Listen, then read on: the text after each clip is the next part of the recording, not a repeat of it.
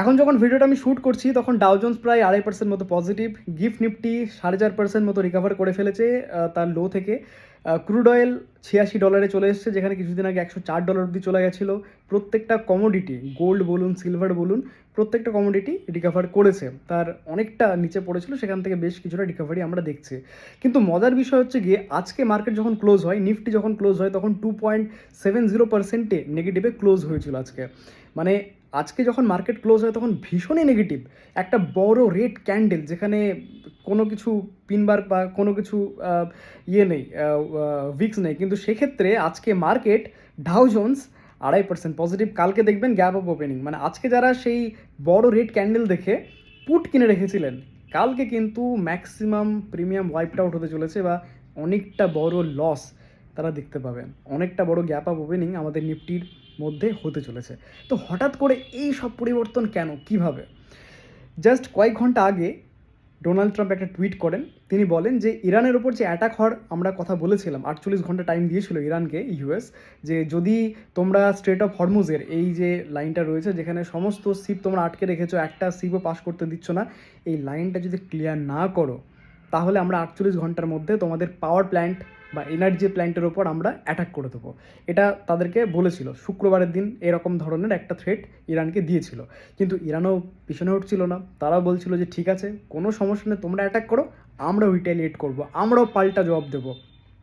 আমরা তোমার যারা অ্যালায়েন্স রয়েছে রয়েছে সব জায়গাতেই আমরা সেখানেও মিসাইল মারবো আর কি। তো যুদ্ধ শেষ হওয়ার নামই নিচ্ছিল না, যেন মনে হচ্ছে একজন কিছু কথা বলছে তার পাল্টা ইরান দেবেই দেবে। তো ইরান দারুণভাবে এটাকে লড়ছে, সেটা তো আমরা প্রত্যেকেই বুঝতেই পারছি। কিন্তু এই যে যুদ্ধটা, এই যুদ্ধটা কতটা সময় অবধি চলবে বা তার কি কনসিকুয়েন্সেস হতে পারে, সেই বিষয় নিয়ে সবারই একটা ডাউট ছিল। ইভেন আমাদের প্রাইম মিনিস্টার, উনিও ডেটটার দিকে এসে একটা বক্তৃতা দেন। তিনি বলেন যে দীর্ঘমেয়াদী এটা চলতে পারে, আমাদেরকে নিজেকে তৈরি থাকতে হবে। কোভিডের সময় যেরকমভাবে আমরা একসাথে মিলে লড়েছিলাম, এই সিচুয়েশানটাকেও আমাদেরকে একসাথে মিলে লড়তে হবে। এই সিচুয়েশানটাও আমরা একটা সময় পেরিয়ে যাব, কিন্তু ডিফিকাল্টি সামনের দিন আসতে চলেছে। ওনার বক্তব্য এরকমই একটা ছিল, আন্দাজ দিচ্ছিলেন যে সামনের দিন একটু খারাপ সময় আমরা দেখতে চলেছি। এলপিজির যে শর্টেজ সেটা আরও হয়তো বাড়তে পারে, দাম আরও হয়তো বাড়তে পারে, ক্রুড অয়েলের প্রাইস আরও হয়তো বাড়তে পারে, আরও অনেক কিছু ঘটনা ঘটতে পারে, যেহেতু সাপ্লাই চেনই ডিস্টার্বড হয়ে গিয়েছে। স্ট্রেট অফ হরমুজ থেকে কোনো কিছুই আমরা পাচ্ছি না, সেটা পুরো ব্লক করে দিয়েছে ইরান। তো একটা ইউএসের ওপর তো প্রেশার তো তার উপর পড়ছেই, তো ইউএস সেই কারণে ইরানের ওপর ধমকাচ্ছে চমকাচ্ছে যে ওটাকে ছেড়ে দাও, নইলে তোমাদের উপর হামলা করব। তো এখন এই মুহূর্তে জাস্ট কয়েক ঘন্টা আগে Iran USA president Donald Trump, উনি আবার একটা টুইট করে বসেন। উনি বলেন যে লাস্ট দুদিন ধরে ইরানের সাথে নাকি একটা প্রোডাক্টিভ কনভারসেশন হয়েছে। কী ধরনের প্রোডাক্টিভ কনভারসেশন? উনি বলছেন যে আমি তো বলছিলাম যে ইরানের ওপর অ্যাটাক করবে, এই করবো, তো তাতে মনে হয় ওরা একটু সরে নড়ে বসেছে, তো ওরা আমাদের সাথে একটু কনভারসেশন করতে চাইছে। ইভেন আমিও চাইছি যে এই যুদ্ধটাকে আর না টেনে এখানে এন্ড করতে, এখানে ইতি টানতে। তো যে কারণে আমরা যেটা বলেছিলাম যে অ্যাটাক করবো এ করবো, তো সেই জিনিসটা আমরা 5 দিনের জন্য পজ করছি। এই সামনে 5 দিনের মধ্যে আমাদের নেগোসিয়েশন হবে, আমাদের এগ্রিমেন্ট হবে, কথাবার্তা চলবে। যদি আমাদের মধ্যে সেরকম কিছু ডিসিশনে সিদ্ধান্তে আসা যায়, তাতে এই যে যুদ্ধ সেটা স্থগিত হতে পারে বা সিজফায়ার হতে পারে। তো যুদ্ধ যদি স্থগিত হয় তাহলে ইন্ডিয়ার জন্য সেটা বিশাল বড় নেগেটিভ। শুধু ইন্ডিয়ার জন্য না, প্রত্যেকটা কান্ট্রির জন্য যারা যারা স্ট্রেট অফ হরমুজের ওপর অনেকটা বেশি ডিপেন্ডেন্ট, তাদের ক্রুড বলুন, এলপিজি বলুন, ন্যাচারাল গ্যাস বলুন, তাদের ক্ষেত্রে আমাদের যেরকম ইকোনমি, সেই যে স্ট্রেট অফ হরমুজ তার উপর ভীষণভাবে নির্ভরশীল। তো আমাদের জন্য এটা ভীষণই পজিটিভ হবে আর কি। তো যেহেতু এই ধরনের একটা কনভারসেশন হচ্ছে, আগে তো কোনো রকম কিছু পাওয়াই যাচ্ছিল না যে এই যুদ্ধ কবে শেষ হবে, আর এখন এই মুহূর্তে একটা আশার আলো দেখা দিয়েছে। তো এত নেগেটিভের মধ্যে যদি একটু পজিটিভ মানুষের মধ্যে আর কি মানে একটা একটা আসে যে হ্যাঁ, সামনের দিনে হয়তো হয়তো যুদ্ধটা একটু হয়তো স্থগিত হতে পারে বা যুদ্ধটা সিজফায়ারের দিকে যেতে পারে, একটা কনভারসেশনের জায়গা এখানে তৈরি হচ্ছে, তো একটু যেহেতু পজিটিভ, সেটা মার্কেটের জন্য ভীষণ পজিটিভ। তো যে কারণে আজকে এই অবস্থা, ডাও জোন্স 2.5% বেড়ে গেছে, আমাদের গিফট নিফটি প্রায় লো থেকে 4.5% মতো রিকভার করে গেছে, আর যে কারণে ক্রুডের প্রাইসও অনেকটা সেখানে রিডিউস হয়েছে, প্রায় 12% মতো রিডিউস হয়েছে। তো এখন বিষয়টা যখন টুইটটা আসলো, তখন আমি একটু ডিপ ডাইভ করলাম বিষয়টা নিয়ে, যে কতটা দূর অবধি এগিয়েছে। মানে ইরান তো কিছু না কিছু বলতে হবে না এটার উপরে। ডোনাল্ড ট্রাম্প আজকে একটা কথা বলছে, আবার 2 ঘন্টা পর দেখা যাবে হঠাৎ করে তার স্টেটমেন্ট চেঞ্জ করে দিচ্ছে, বা কালকে চেঞ্জ করে দিচ্ছে, বলে দেবে যে ওদের সাথে বসেছিলাম, কিছু সেরকম বেরোলো না, আবার আমরা অ্যাটাক করব, আবার মার্কেট পড়বে। তো আমি ইরানের যে স্টেটমেন্ট সেটা একটু জানার চেষ্টা করছিলাম। তো ইরানের তরফ থেকে যে রিপ্রেজেন্টেটিভ রয়েছে বা যারা ডিফেন্সে রয়েছে তাদের তরফ থেকে বলা হয়েছে যে এরকম কোনো প্রশ্নই বা এরকম ধরনের আলোচনাই আমাদের সাথে হয়নি, লাস্ট দুদিনে এরকম কোনো আলোচনাই হয়নি। তো যখন আলোচনাই হয়নি তাহলে হঠাৎ করে ডোনাল্ড ট্রাম্প এরকম টুইট কেন করে, আপনারা প্রত্যেকেই জানেন। তো এখন এই যে টুইটের পেছনে কতটা সত্যতা রয়েছে সেই বিষয় নিয়ে আমার একটা ডাউট রয়েছে। আপনার কি মতামত এই বিষয়টা নিয়ে? আপনি কি মনে করেন যে এর পেছনে কি সত্যিই কিছু সত্যতা রয়েছে, নাকি জাস্ট একটা সাপোর্ট দেওয়ার জন্য মার্কেটে এরকম ধরনের টুইট করা হয়েছে? এখন সেটা তো কয়েকদিনের মধ্যেই বোঝা যাবে, আজকালের মধ্যেই বোঝা যাবে যে কী হচ্ছে, বা 5 দিনের মধ্যে তো আপনি বুঝতেই পারবেন। তো এই মুহূর্তে দাঁড়িয়ে একটু মানে মার্কেট তো একটু ধরুন পজিটিভ রিয়াকশান দিচ্ছে, কিন্তু আমাদেরকে আমাদের নিজের যে ট্রেড প্ল্যান বা ইনভেস্টমেন্ট প্ল্যান সেই প্ল্যানেই কিন্তু অটুট থাকতে হবে। এই যখন টুইটটা করা হয়েছিল তার কয়েক ঘন্টার মধ্যে আবারও ইসরায়েল ইরানের উপর অ্যাটাক করেছে, যদিও পাওয়ার প্ল্যান্টের উপর অ্যাটাক করেনি, অন্যরকমভাবে অ্যাটাক করছে, বাট যুদ্ধ কন্টিনিউ চলছে, যুদ্ধ কিন্তু থামেনি।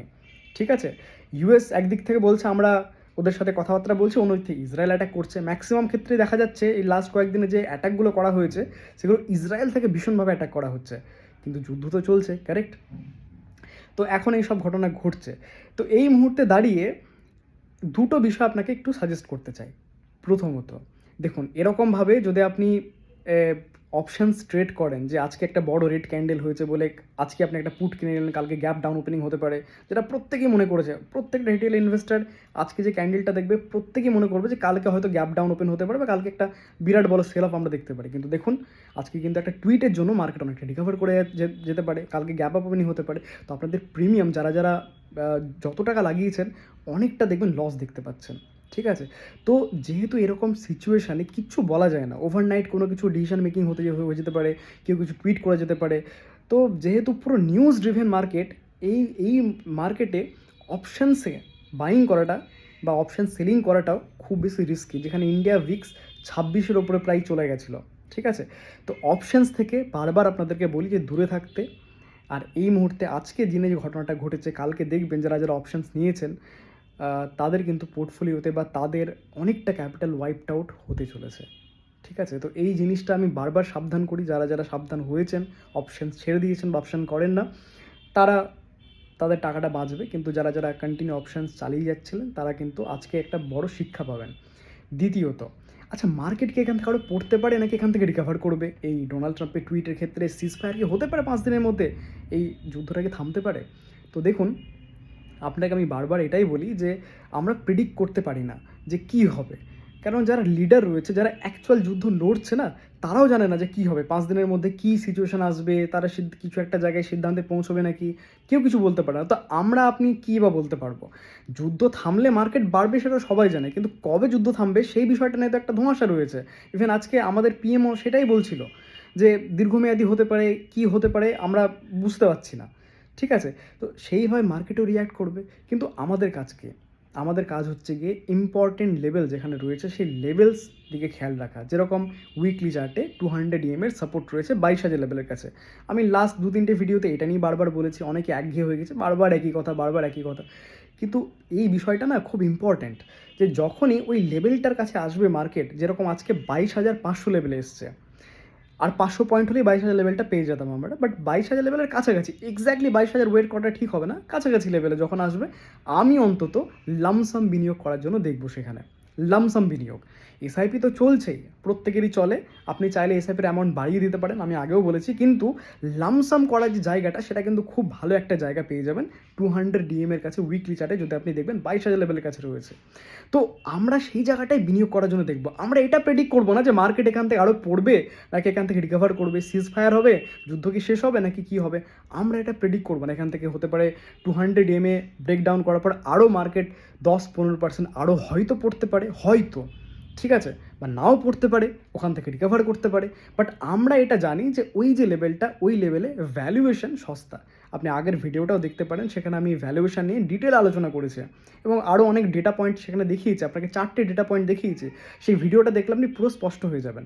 তো বক্তব্য হচ্ছে এটাই যে আমাদেরকে সবসময় ফোকাস করতে হবে লেভেলসের দিকে, আমরা প্রেডিক্ট করবো না যে মার্কেট এখান থেকে কী হবে না হবে। আশা করছি আপনাদেরকে বোঝাতে পারলাম। এবারে আপনাদের প্রত্যেকেই এই কমেন্টটুকু করুন যে আপনার কী মনে হয়, এখান থেকে মার্কেট আরও পড়তে পারে নাকি এখান থেকে রিকভার করতে পারে? আপনার যেটা মনে হয় সেটা আপনি অনেস্টলি ভিডিওর কমেন্টে লিখুন।